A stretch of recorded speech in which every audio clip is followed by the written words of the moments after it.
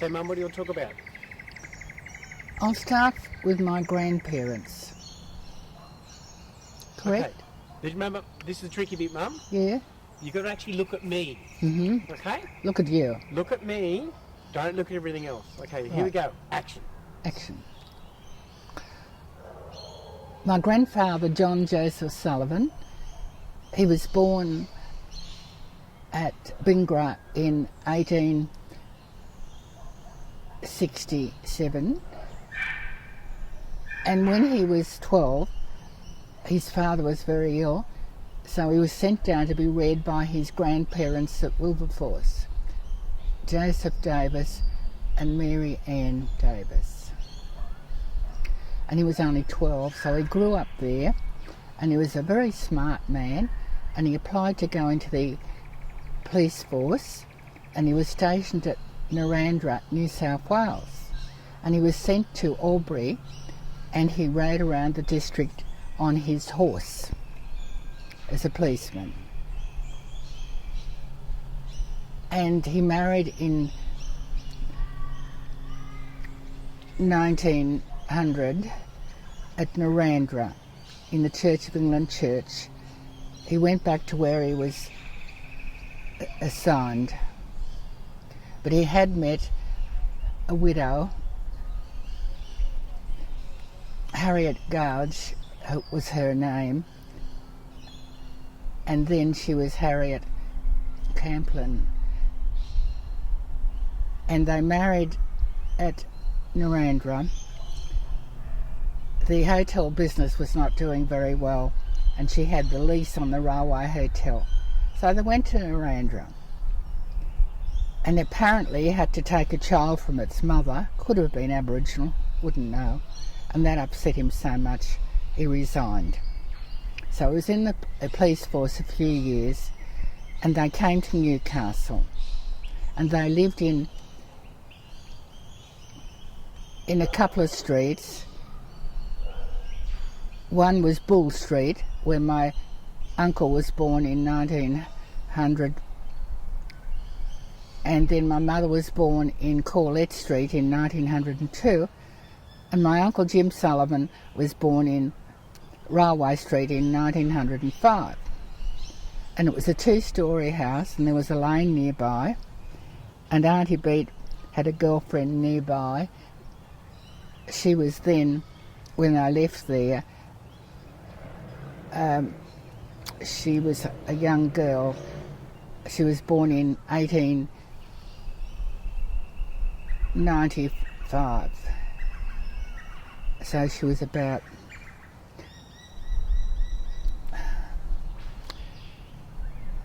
a young schoolgirl.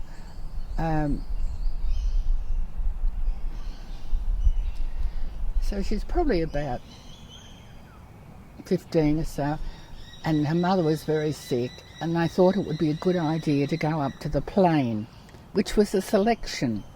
People were able to clear the land and build and get cattle, and they had gone from Hillgrove to the plain near Tyringham, near Dorrigo, in about 1908, something like that.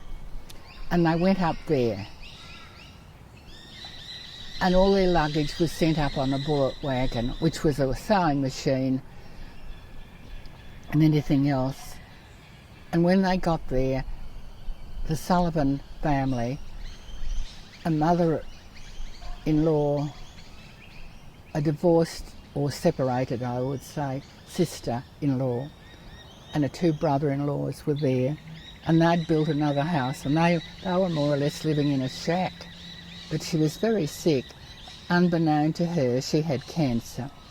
So my granddad had to take her to Grafton Hospital, which was 100 miles in a horse and sulky. And she was in so much pain, they had to pull up on the side of the road and her lay down on the grass. Finally, they got to Grafton Hospital, and Dr. Page, who later became a Member of Parliament, Sir Earl Page, operated on her. She thought she'd get better. She was on her back for about 2 weeks, couldn't get up, but she didn't get better and died. And she's buried at Grafton Cemetery, in 1910, and until about 18 months ago there was no headstone. Well, now there's a plaque after all these years. And the family stayed a few more years, and my granddad used to cut scrub for a descendant of Henry Kendall, the poet, his nephew.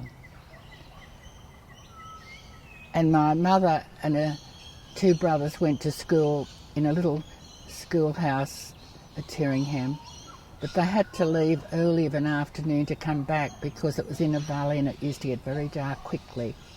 Just like St Albans, it gets dark quickly, I think, and it's in a valley.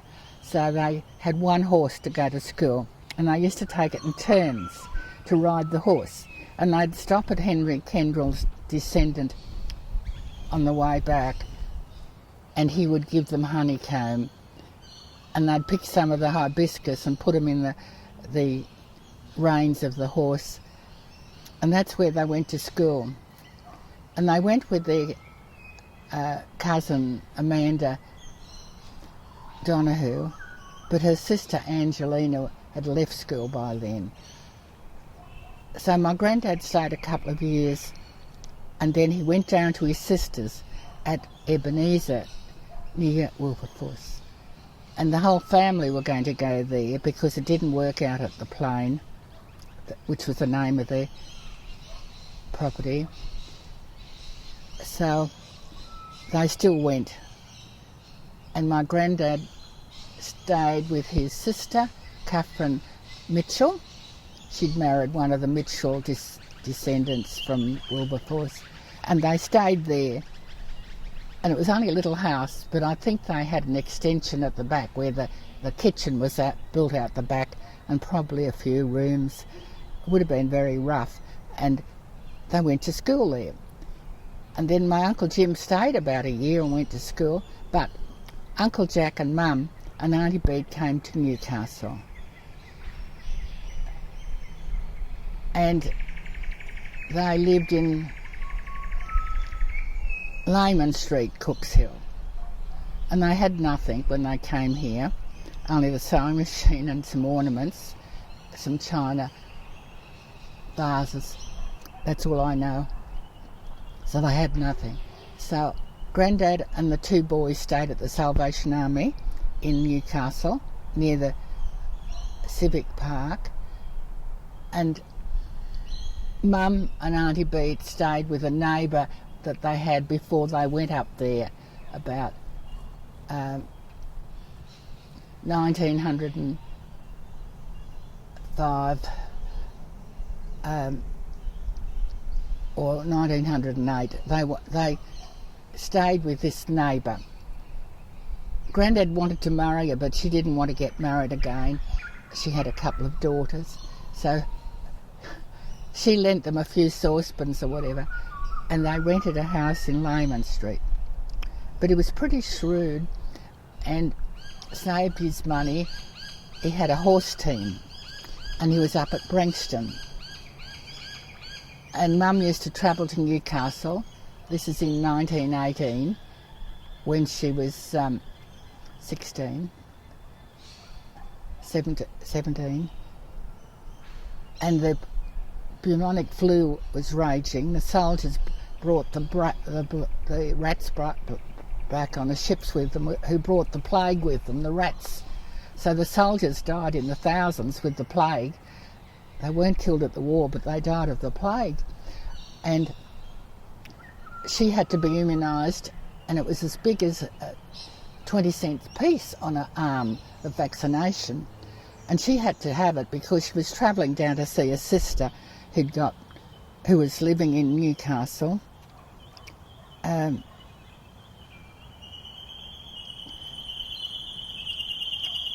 then Grandad got a house in Windsor Street. On the right-hand side from the end of Windsor Street in Lingard Street on the right, an old house, and they lived there. And then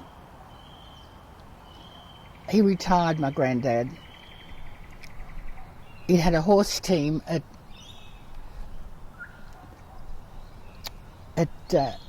Jules, and he made the roads. This was in the Depression years. This was in the late 1920s to 1930, 32. And it was very hard. He worked the horses to death, worked the horses to death apparently. And Uncle George said to Auntie Beat, they got married about 1919.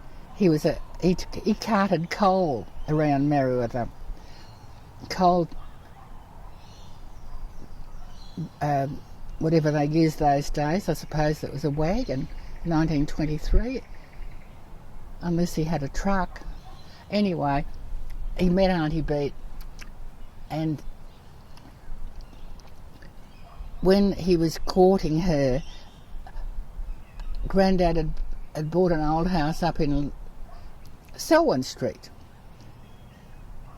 Going up Selwyn Street from Llewellyn, a few blocks up on the left side, it was a big block of land. So he owned that too. And then he moved to Jules when he retired, and he bought a house there, an old house on some land. And he leased some land from the pit, Redhead Pit, where he had a bull. And he stayed there for a number of years. And in the school holidays, Mum and Dad and Jimmy and I, we were only young, went there in all the holidays. And I thought it was great to get the train in Newcastle, go past the swamp with the water lilies near the Jules railway station. And my granddad used to know when we were coming on the train. No phone calls, of course, but he wrote a letter, I guess, or said we were coming in the school holidays and when. That'd be right. So he'd come down on his horse and carry our suitcase back on the horse up to the house. And Mr. Marriott, the greengrocer, would come every so often with a tin of arrowroot biscuits, a big tin of plain arrowroot biscuits, and sugar and tea and flour, whatever. He'd come. So we looked forward to getting those biscuits, and we used to go and feed the Rosella outside with a chilli. We'd go down and look at the bull, but not too close to the fence. And my father made a swing on a tree. No trees around the house, but down near the station he found one, and he made a swing for Jimmy and I. Well, we were only young. I was only 11 when my granddad got sick, and he had to come into our place in Windsor, in Dent Street. And Mum and Dad were renting a house next door to Auntie Beat's mother-in-law, an old lady, and her son, a husband's brother. They owned the house. They were miners, and we rented. So my granddad was with us, and then the father of the two sons wanted our house, rented house, for his son coming back from New Guinea, Bob Barnes. And the old lady had died, and Tim Senior had married again, a friend of Auntie